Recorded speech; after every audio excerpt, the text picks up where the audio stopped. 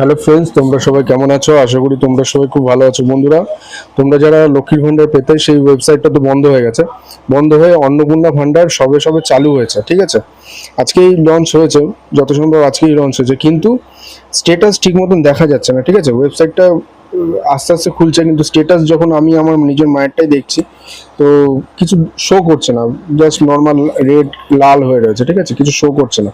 হয়তো সার্ভারে কিছু এরর আছে বা নতুন কিছু লঞ্চ হয়েছে, এর জন্য এরকম হচ্ছে। কিন্তু তোমরা এটা সার্চ করে নিতে পারো, ঠিক আছে?